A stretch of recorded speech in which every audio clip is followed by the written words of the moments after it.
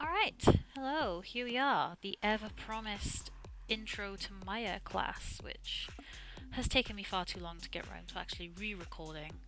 Um, but here we are. Can't be mad at me, I'm doing it. And I swear I am prepared, I just can't find my notebook.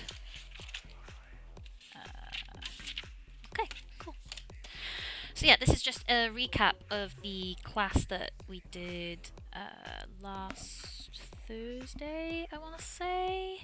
Yep, it's no other day, it's going to be a Thursday. Okay, cool. So, the very basics of Maya. So, this is Autodesk Maya 2018. I'm currently working in an untitled file or folder or whatever you want to call it.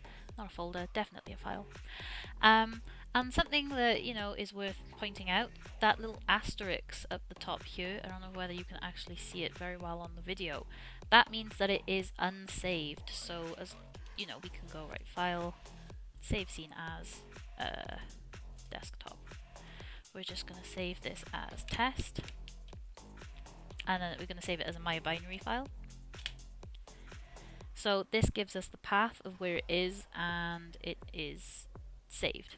The moment we do something new in it, the moment we start, moving around and spawning in new things, that's going to change to asterisk, and that means that we need to save, basically, before we shut it. Anyway. Cool. Just a little thing I forgot to mention last week that's kind of useful. Yeah, but this is Maya. So by default, you'll probably end up in Maya Classic, which looks something like this. It's fine. You can model in here. It's got a lot of animation stuff, which we're not going to need, like a timeline and layers and stuff. We don't necessarily need that.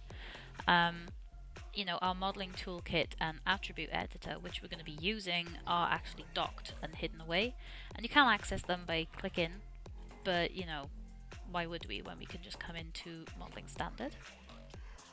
You can also get modeling expert. This is for those who know where all of the shortcuts are. I do not, so I use standard. By default, you see that our viewport is here, and it's in, down here you can see it says persp. That basically means perspective mode. And this, if I just spawn something in quickly, scale it up so you can see it, it's a non-fixed camera position, so we can put our camera wherever we want. We can move around freely, however we want. Okay? That's basically what this is. There are 3 other viewports, and you can access them by pressing spacebar. If I delete this guy out because he's pretty big.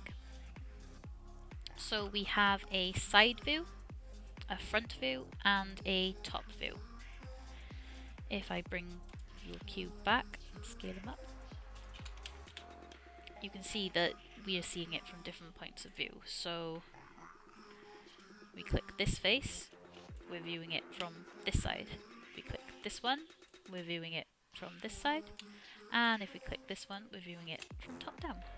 Very, very useful. If you want to maximize one of these viewports, you just spacebar on any of them. Spacebar to bring up the 4 of them, spacebar to go to it. If at any point you find that you are sort of kind of not in the correct place, or the viewport doesn't look quite right, you can just come to view and press default view, and it'll bring you back to home. Sometimes you'll need to spawn a cube in view, default view, or focus in on something you've already got in your scene, and that'll take you to world 0. World 0 being this lovely little 0, which is the center of our file. There are also different options for whatever you plan on doing. So as you can see by here, we are currently in modeling. If we click that, there's one for rigging. That changes the menu up here. So not a lot changed elsewhere, but you can see now we've got skeleton, skin, deform, constrain, control, instead of mesh, edit mesh, all of this lovely stuff. Same if you go into animation, we just get a whole bunch of different options. We're not going to need a lot of this, to be honest. Rendering maybe at some point, but we're going to do a lot of that in Unreal Engine and Marmoset anyway, so it doesn't matter. So we're just going to make sure that's on modeling. And again, you can see we've got a lot of different tabs up here. Now this can seem quite overwhelming to start with, but trust me, we're just going to use poly modeling. Sometimes we'll use surfaces, but very rarely. I never go in these. I've been using it for years and years and years. Yeah, that's pretty much it. So as for navigation and movement, you hold down Alt, and the left mouse click is to rotate your camera based on, wherever you're looking. Holding down Alt and middle mouse button allows you to pan around. And if we use Alt and middle mouse button, right click, you zoom in and zoom out, or you can use the scroll wheel for that, which is nice. Yeah, so that's kind of how you move around in Maya. It's like another software which I can't think off the top of my head. It might be Substance Painter. It's probably Substance Painter. Anyway, another useful little thing that we have in our UI is the outliner. If you don't have an outliner, if it's not there, for example, it's not there, it's gone, you just want to come up to Windows and click Outliner. And then if it doesn't dock anywhere automatically, you can just dock it over here. Lovely. Now the outliner is super useful because it tells you exactly what is in your scene. So I think this is called a scene explorer inside 3ds Max. So we have 4 cameras in here: first, top, front, side. Coincidentally, they are the same as our cameras. That is because they are our cameras. You can't mess with these. Don't delete them or anything. You're going to have a bad time if you do. They are locked. You shouldn't be able to do anything to them. But yeah, just leave them be. We also have default light set and default object set. I've never messed with them. I've left them alone. You should do that too. Yeah, we're not going to worry about that. So, we also have the modeling toolkit, which is here. And it was, if you go in classic, it's this thing which is docked on the side. Modeling toolkit. Very similar to what you see up here with mesh tools, mesh display, edit mesh, and mesh. But yeah, this is basically a lot of the stuff you're going to use all of the time. As you can see, if I spawn in a little cube, I'll show you how to do all this in a sec. This button here is called, if I hover over it, will it tell me what it is? It will not. Okay, this is object mode. Right, so in 3ds Max, I believe they are called elements. If you see here, it says one object selected, one there. If I spawn in another cube, and I bring him here, scale him up so you can see, and I select the 2 of them, we have 2 objects selected. How about that? If we come to this, it gives us vertice mode. So you can see now that we've got our vertice, and we can select those, and it tells us how many we have selected, which is super useful. This is edges, exactly the same as all of the other ones, tells us what we've got. And faces, which I believe are called polygons inside 3ds Max. They're called faces in here. Lovely, lovely. This is UVs. We're not going to worry about that because we go into a separate space to do our UV editing. There's also multi-component, which is all 3 of them. So depending on where your mouse hovers, you can, control whatever it is. So we'll just go, right, I'll move this vertex here, and then I'm going to move that there, and then I'll drag this face. So that can get kind of confusing though. Also, what instead of coming up here, there is also the option of holding down right click, and it brings up this sort of pinwheel menu, and you just drag to where you want. So we've got object mode, we've got edge, vertex, vertex face.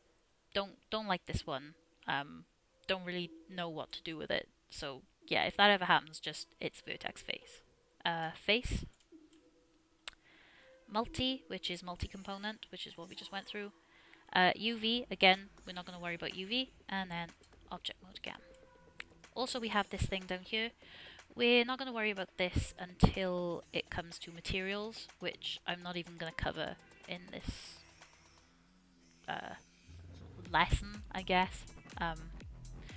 So yeah, don't worry about that for now. This is what you need. And that's just by holding down right click. Super, super simple. If you hold down shift right click, you get a whole different menu. Super fun. Again, we'll cover that later on. What else do I need to go through? Yep, cool. So this little thing here, pick marquee, that is basically how your mouse reacts. So as you can see, if I was to do this, I can shift, or I can just drag, and I can select everything. If I wanted to change this to drag, I basically hold down my mouse and I can draw what I want to select, and it'll do that.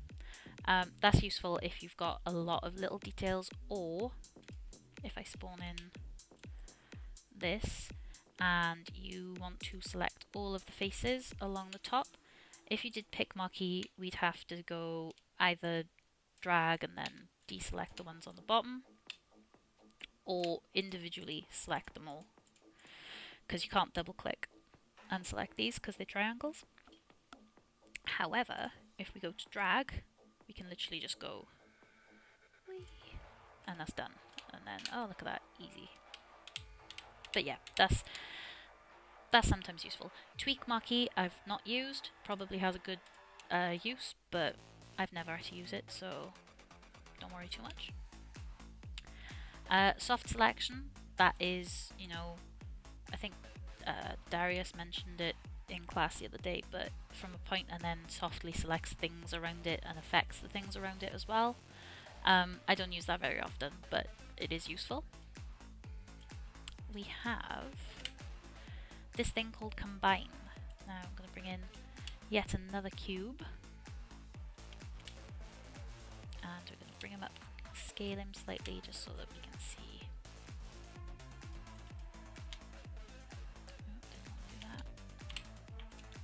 Cool, so we now have one cube, two separate objects, two objects selected. If I press combine, it makes it into one object. But you can see over here in our outliner, we've actually got three objects, or three things in here. And if we open this up, Polycube 1 had a transform added to it, Polycube 2 had a transform added to it, which made Polycube 3. This is just the history. You can't really do anything with these.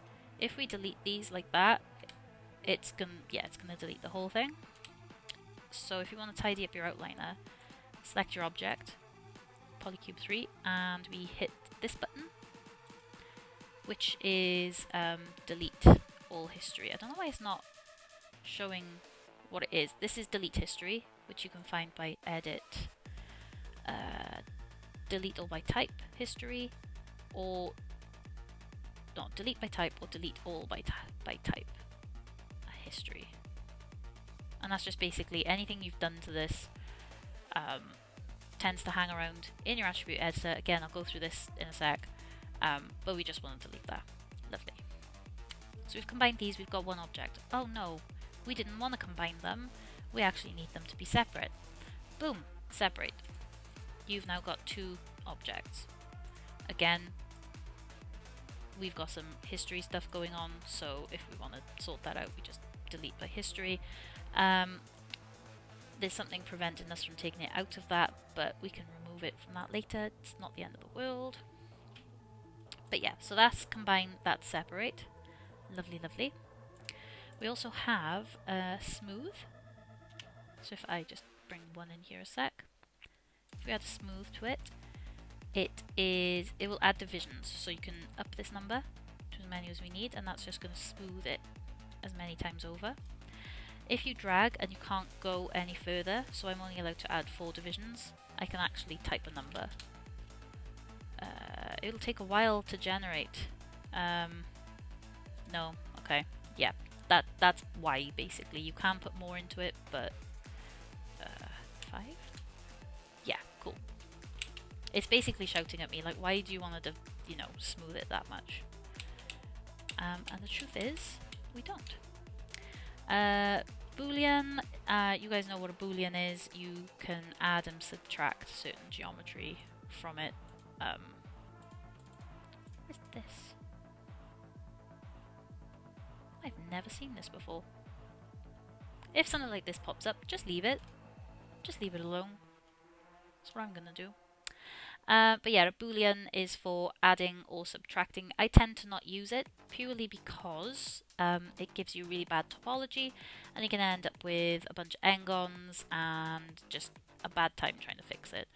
Sometimes it's good to use, sometimes not so much. Right, so extrude. We want to extrude a face out. Click extrude. It's going to give you this option. My offset is set to 2 by default. It should be set to 0. On yours, it'll probably be 0. What you can do is drag that out. All offset is that if you drag it, it brings it in slightly. It's like inset inside 3ds Max. I don't know why mine's set to 2. I think I used it for something and never reset it, but yeah. So you can bring that in. This is kind of like if you want to bevel that, or you could just do a bevel, but you know what I mean. Thickness, translate, how far out it comes, offset, obviously divisions, so you can give it a little bit more divisions. Keep faces together. Not sure what off does. We'll keep it to on. Lovely. Then we've got bevel. You guys know what a bevel is, so we select some edges and we're going to bevel them, and then we're going to change it to like a 0.2 or 0.1. And this is kind of relevant, or relevant? Is that the word I'm looking for? It basically relies on whatever size your object is. So the smaller the object, the smaller the number here needs to be, basically. Same with the segments. You can make it as many, so if you just want a nice flat edge, or you can give it a rounded edge, you just add your segments this way. Depth. I do not know what that does. I never really bother with that one. Filtering, don't know. Chamfer on or off. So you can just add edge loops if you wanted to, but we want it to chamfer. Fun. Bridge. So, for example, there's gaps here, and we want to bridge. That one's not going to work. Also, be careful with beveling. Sometimes it creates n-gons, and I'll show you how to fix these now. But if you look, 1, 2, 3, 4, 5, 6. This is a 6-sided shape, even though it looks like a square. This face is now a 6-sided shape, and we're not happy with that, but we'll fix that in a minute. But first things first, to use bridge, we'll select the edges that we want to bridge, and we'll just hit it. I don't worry about any of this, just click off, done. Lovely. Another super cool thing that I forgot to show you guys last week is this. So, for example, I've just clicked these two, come over here to press bridge. As long as I haven't used another tool in between, I can just press G and it repeats the same tool from before. So, for example, if I delete this off a sec and I bring in this, I don't know why you would do it this way, but I'm turning it off a sec so you can see. Not so much this exact scenario, but what we've got is you need to bridge from here to here, and you need to do it all the way around. If we select double select that and double select this. This might work, it might not. Okay, it did work. Say for example it didn't work. God. We're gonna press bridge. And then we have to come press bridge again. And then we'll select these and then we'll have to press bridge again. But we don't want to do that. We literally just want to click, click, press G. Click, click, press G. Click, click, press G. Okay, so G will repeat the last tool that you just did. Makes sense. Cool. Get rid of that. Get rid of that. Get rid of you. Don't need you. Cool. So, what else did I want to show you? Add divisions is pretty self-explanatory. Just adds divisions to your object. Add as many as you want. Oh, I think I've just crashed it. Don't add as many as you want. Only add a few. Oh no. Oh no. That's fine. Oops. Silly me. Where you at, Maya? Oh, no. Cool. End task. Just wait for this to open up again. I was getting cocky. I'm sorry. So yeah, that's kind of why it only limits you to like, if you did the slider and did it up to like 4, it doesn't let you do lots because yeah, it's gonna break otherwise. This is a good example of showing you what not to do. Haha. Alright, so let it catch up with me a second. Anytime today. Thank you. Got a cube. F is what I'm pressing, by the way. If you're far away from something and you want to find it, press F. F for focus. How easy is that to remember? Right, so add divisions. Don't spam this button or you'll break everything. Lovely, lovely. Cool. So now... Oh, also, if you, for example, you come into this tool, Multicut, and we are on our object, we don't want to multi-cut anymore. You can either come over here and click this, or you can just press Q. Q cancels whatever you have selected. So any tools, just press Q to clear your selection of your little mouse. Multicut is one of my favorite tools. I want to cut a funny looking shape into this thing, so great stuff, and you can cut as many times as you want. I am aware I'm making horrible angons and terrible topology, but you know, for example, then we just go like this. Lovely. Press Q to get rid of it. Come to our face, delete that, and you can do some pretty cool stuff. And then mesh, fill hole. Lovely. And we've just extruded that shape, and inside is nice and clean, and we just then need to sort our topology out because it's awful, because this has many sides, but you know what I mean. I forgot to say as well, there's a shortcut here. Extrude is Control E, so instead of coming over there and pressing the button, you just press Control E. Turn that to 0 every time. Yours won't do that, it's just because I've changed my preferences like a fool. I believe Bevel would be Control B. Watch it prove me wrong now. Control B. Haha, no, I'm right. Cool.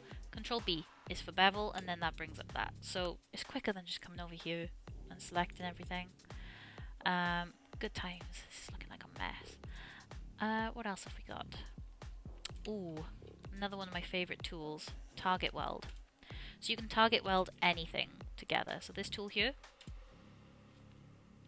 you can merge to target, you can merge to center. I always use target. And this is really good for tidying up. So, right, we want to sort this out a little bit. Just click your one vertex that you want to target weld. Zoom in a little bit. And it's going to give you an option when you drag over. Going to come from here to here. Boom. Look how easy that was. Oh, we want this bit to come up here. Ooh, nice. Fun stuff. Bring that there. Don't need that there. Merge that to that one. And you can start to see how, you know, you can just retopologize quite easily. I love it. It's one of my favorite tools. It's like, okay, we don't want this at all. You could just delete it, or you can just start to merge it. And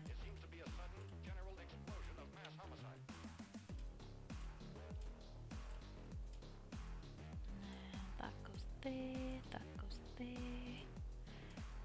This is not the correct use for this tool at all, but just for example.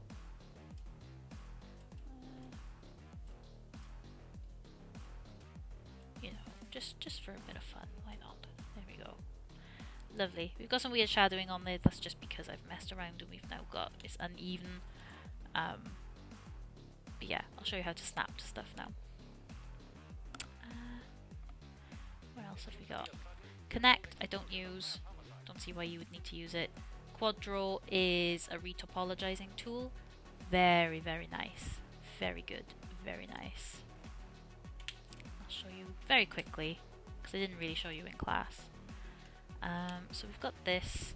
We'll smooth it out once or twice. This button up here, this little magnet, is it's make live selection or something along those lines. When you click it, it'll say whatever you've just selected is live. Basically that means you can't edit it at all. You can't accidentally click it. You can't, you know, it's just there. It's just exists in the background. What we can do now is go Quadro, and Quadro gives us the option to add dots, and then those dots, if we hold down Shift and click, those dots become mesh. So you can see how through my terrible example we would be able to retopologize, say, a face or a body or something super you know, better than this, but that's kind of the idea. And once you've done the whole thing, you turn Quadro off and we go to object mode there, or we come here for object mode, turn that off. Always make sure you turn that off, and then we can move this one away, and then you've got mesh. It's like literally just mesh. Super easy, super simple. Best thing ever. Yeah, and that's pretty much it for that.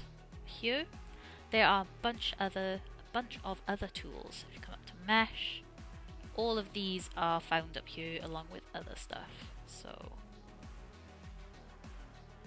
fill hole does what it says on the tin. Reduce is a funny one.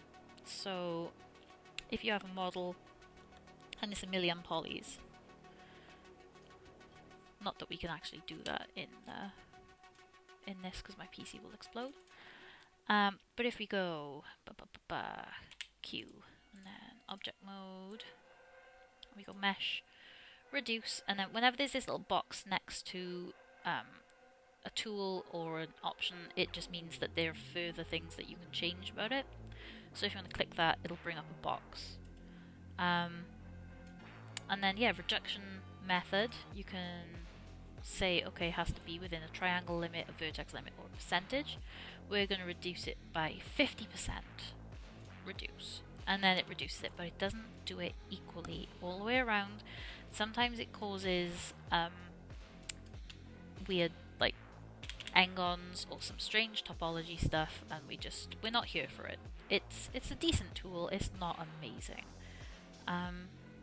My sort of advice would be model it correctly, model it with your poly count and your budget in mind, and you won't need to use that.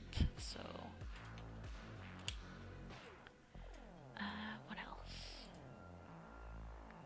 Triangulate, won't really need to use that because Engine does it for us. Mirror, that's an interesting one. So, I'm going to go a bit more technical now.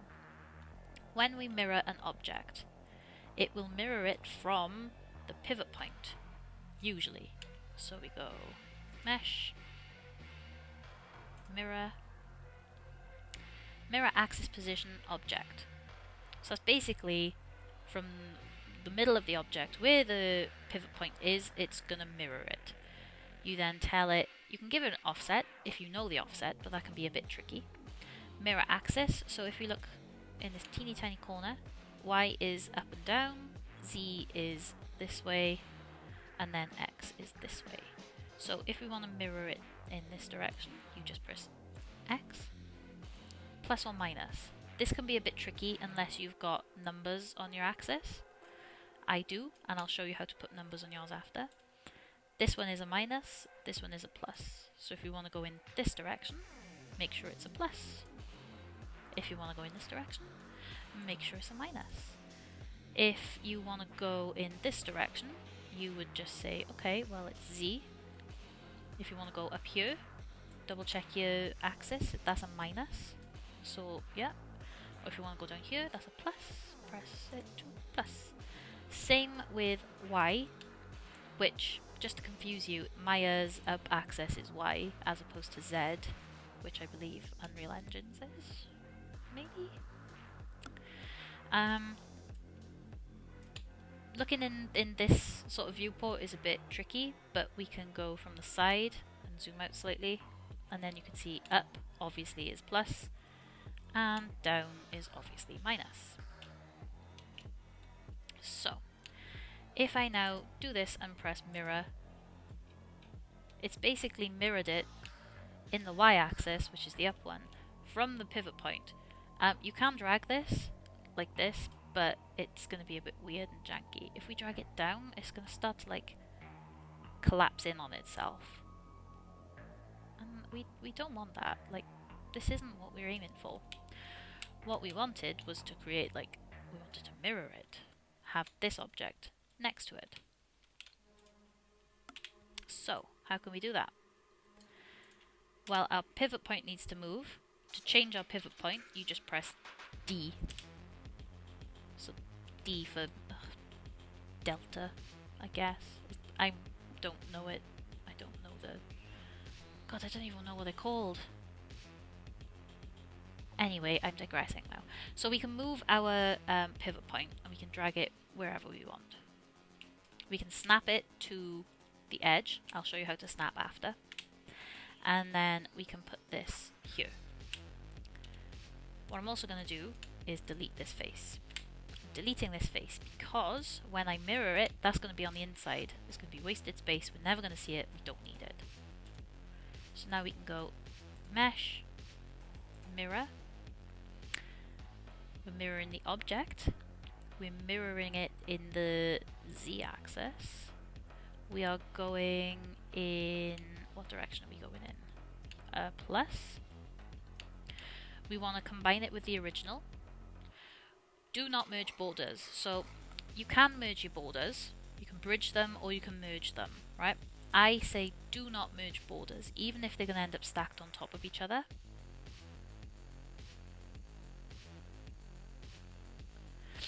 Sorry, getting messages. Even if it's going to be stacked on top of each other like the vertices, we'll merge them manually ourselves.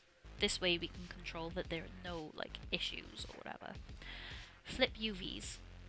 If we'd UV'd this, you could put that on. We haven't, so don't worry. So I'm just going to hit mirror, and that's mirrored it where it is. Press Q. So, looking at this now, we should have 1, 2, 3, 4, 5, 6, 7, 8, 9, 10, 11, 12 vertices, right? But if I highlight it, we've got 16. Oh my gosh, how did we end up with 16? That's because there are 2 vertices here, there are 2 vertices here, there are 2 here, and there are 2 here, because we didn't merge them. So all we need to do is select our vertice, hold down Shift, hold down right click, drag upwards to merge vertices, and then drag over here. Don't merge them to center. If you do that, it's all going to collapse into one vertice. Very bad. Control Z to back out of that. Merge vertices. Come here. Turn that to something little like 0.01. then you can see here we've got 16. Press merge, changes to 12. We can see we should have 12. 6 on top, 6 on bottom. Lovely jubbly. So yeah, that's pretty much everything I use in there. Edit mesh, a lot of this is like what I've gone through, this flip. A lot of this I'm going to let you guys have a play around with because I don't want to talk about them too much. Insert edge loop, very useful.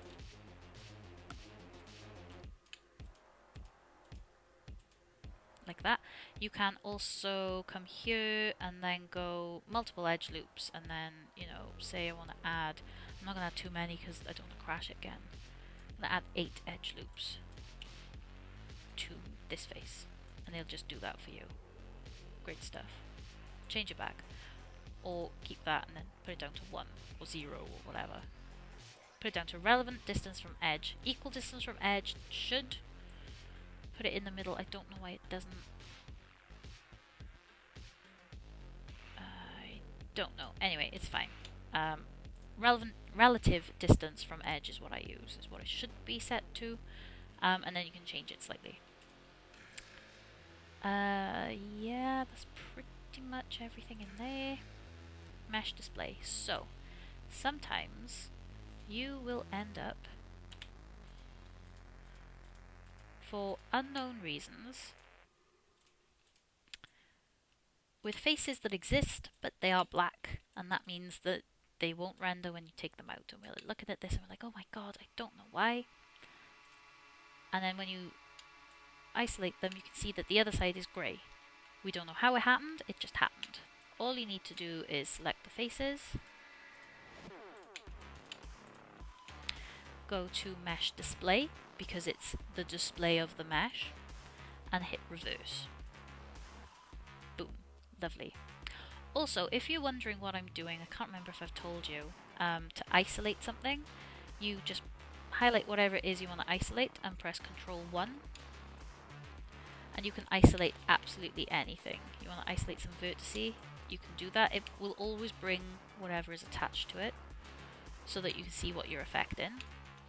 But for example, if we had this and we wanted to see a little cube on the inside, it's like this.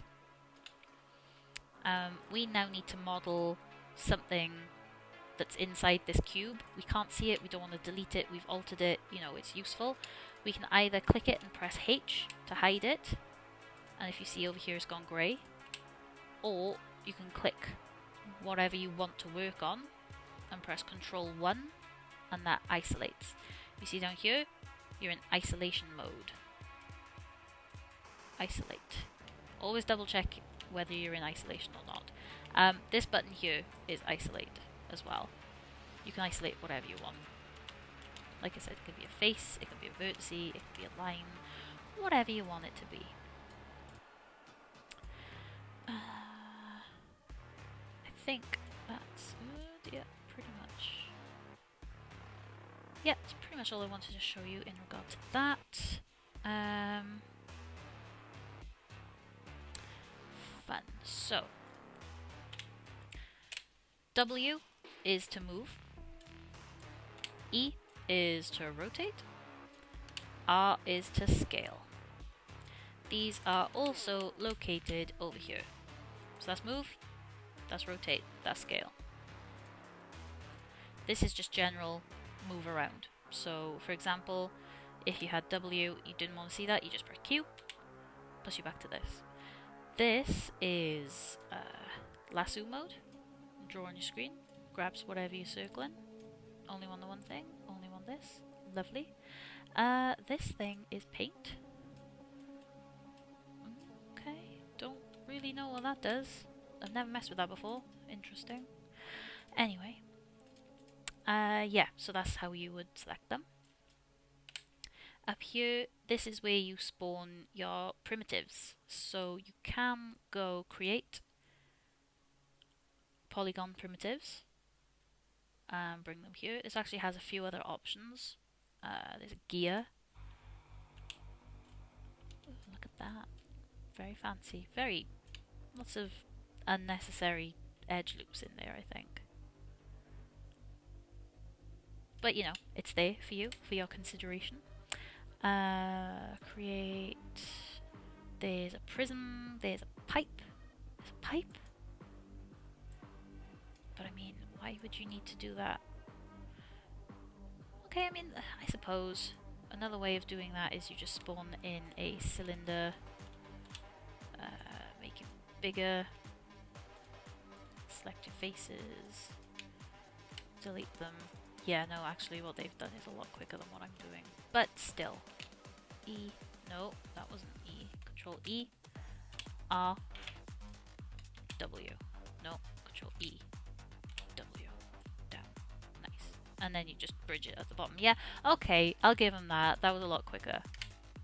Pipe. Nice. What else do they have? I very rarely use this. Disc. Platonic solid. Oh, this is a D20, right? Yeah. D20. All my D&D nerds. I think that's a D20. Yeah. Yeah, so there's a bunch of cool stuff in there. A lot of it is by here, though. Hey, that's a D20, right? Yeah, cool. What is this? SVG? I don't really know what that is. Snapping tools. So up here we've got snapping tools. This is grid, curve, point.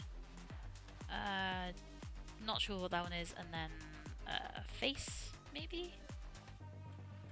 I never use these because I know the shortcuts.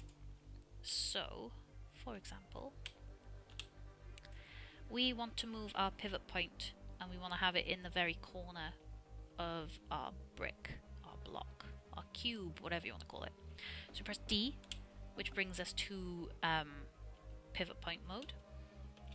And then what we can do is try and do it by eye.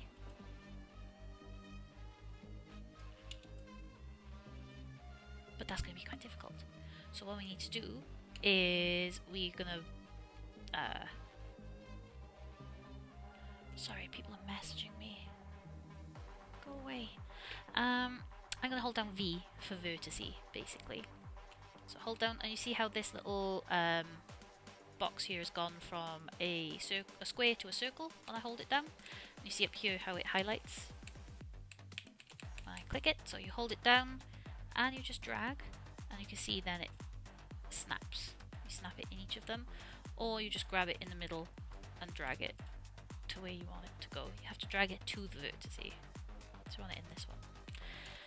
Come out of that, press W to move the whole object, or come here. And then again, we want to snap it to the grid now. So to snap to the grid is this one. You can turn it on, turn it off, or you can just hold down X. And again, we're just going to slap it to the grid. So you see now that is, that corner, that vertice is snapped on top of absolute world 0. Lovely. There are a few other snapping tools. There is C, which will snap to a curve. We won't worry about that too much right now. There's also J. So if you are rotating, if you hold down J, that snaps in increments so that you can get nice 90-degree angles. Super useful for UVs, I find. Very useful if you're doing anything that revolves around 90-degree angles. What else? What else? What else? What else? I think that's the only ones I know off the top of my head. Possibly there's a few others, but yeah, you get the idea. Let's show you this visually because it can be a bit tricky. Set up your units to be compatible with Unreal Engine, right? So units are the size of one of these squares, right? That's a unit. So to set up our units, we need to go to Windows, Settings, Preferences, Preferences, and Settings. Very confusing way of doing it, but yeah. We can change our up axis to Z, I've never had an issue with using Y. As long as I'm aware that Y is up in Maya, then yeah, we'll be fine. The cabbage map. Okay, okay. Yeah. We can have it as millimeters, centimeters, meters, inch, foot, or yard. Centimeters is what Unreal Engine uses, I believe. Angular we want to be degrees. There is this other option. I don't even know what that is. We're just going to forget that exists. Time, FPS, we don't really care about that right now. Everything else is fine. So once that's set to centimeters, just make sure that's centimeters basically. Save. Lovely. We also now need to make sure that our grid, which is what you see here, is set to something that we can work with. So we are going to go display. You can see our grid is on. If we click that, it turns it off. There's also this button here which turns it on and off, but that has to be ticked on. That's weird, but yeah. So we go display, grid, and then this little box here. Length and width, so that's basically how big the grid is. It's very, very, very big. As you can see, if I zoom out too far, you don't see it anymore. We can change this. It's basically how far your viewport camera will render. You shouldn't need to worry about it, but if you do struggle, let me know, I can help you fix that. Grid lines every 100 units. So, if we look at this, if I change this to 0, 1.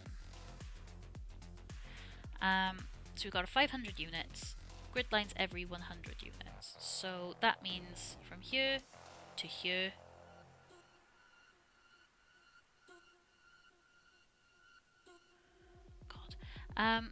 From here to here is 100 units. So we know from 0 to 100 is 100 centimeters. We can now add subdivisions. So what we could do is put 100 subdivisions in there. Apply. Basically, every single one of these squares is now a centimeter by a centimeter. That's kind of confusing.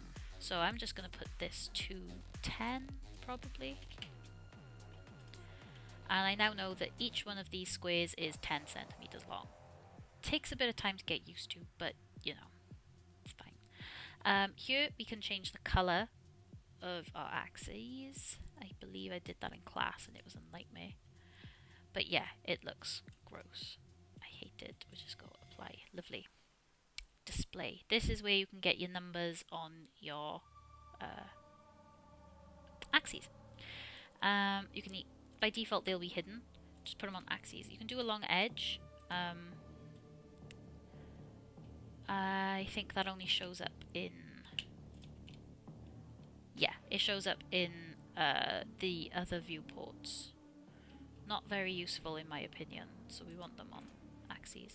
And once we've done that, once you've set everything how you like it, apply and close. So that is the grid. Check my notes, make sure there's nothing else I've missed. Done that. Now, something I didn't show you how to do in class. I need to find something a second.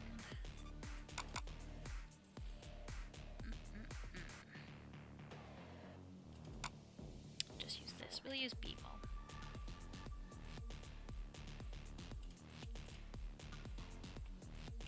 Cool. So, how do we put reference images into Maya?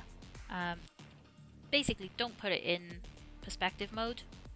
It's going to be weird and it's going to show up and it's going to be in the wrong place. Think about where you want your reference image to be. So, if I just center my viewports a sec. Side view. Let's go with that. So, when we're in side view, I'm going to go to View, Image Plane, Import Image.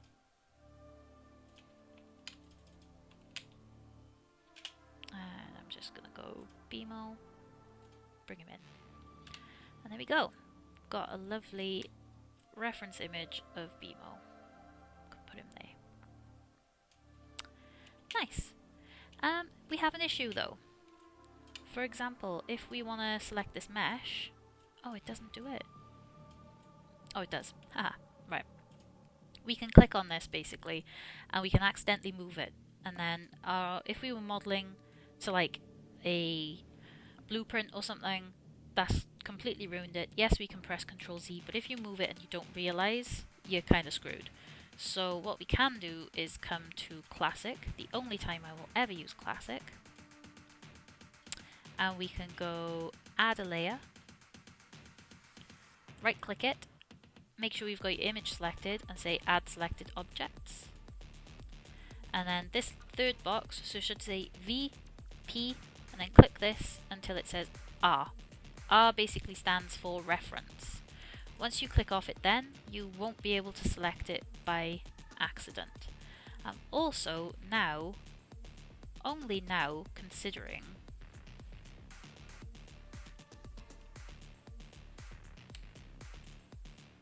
didn't mean to do that, delete layer. Can I not just make it live?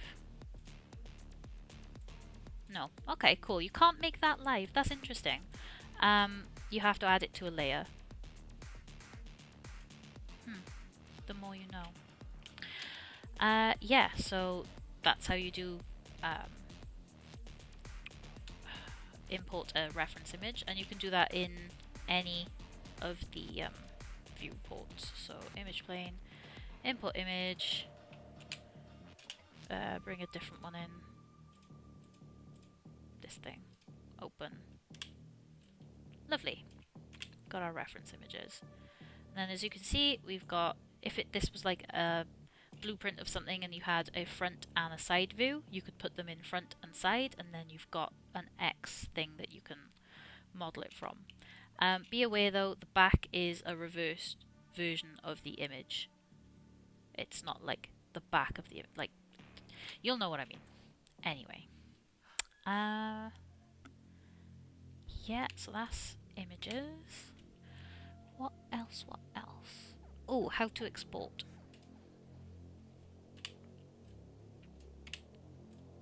So we've got our object, we've got our pivot point where we want it, we've snapped it to absolute world 0, and we have double clicked and we have named it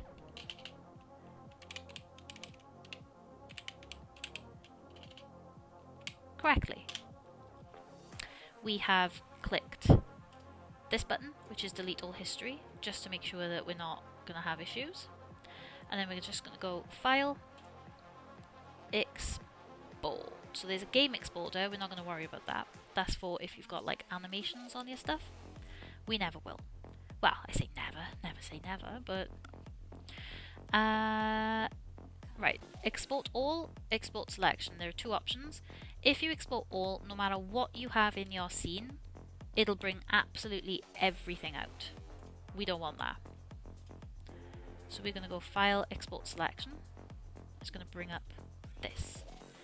Basically, find where you want to save it. So I'm just going to put it on my desktop. We'll say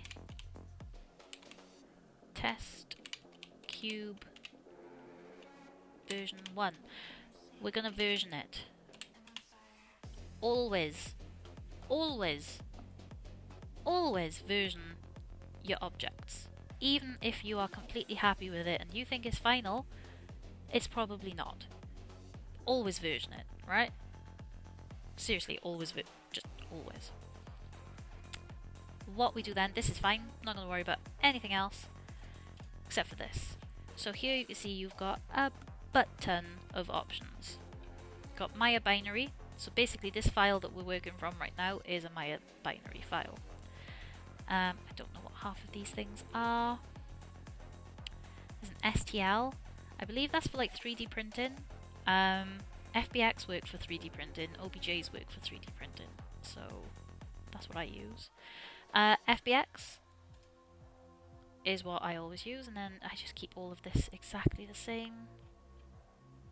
Save thumbnail playbus. I don't even know what that means, so we're not going to worry about it. And then you'd hit export selection. The other one you might use is OBJ. That's pretty useful. OBJ is good to take into Substance Painter, I believe. Not Substance Painter, ZBrush. I think FBXs are a bit... I think they act a bit funny. I don't use it often enough to have a solid opinion on that, but yeah. I don't know what ass export is, but it sounds fun. But yeah, FBX, happy with the path, happy with the name, export selection.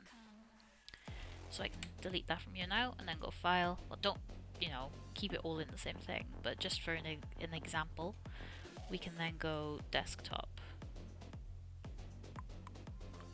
test cube. So we've got our test Maya binary MB file, and then test cube version 1 FBX import. There he is. Pivot points in the correct place. He spawned in absolute world 0. Everything's lovely. And yeah, so that is basic introduction into Maya. I would go into UV editing, but I'm way too tired to do it right now. I'll definitely do a video on it at some point in the week though, because yeah, it's important.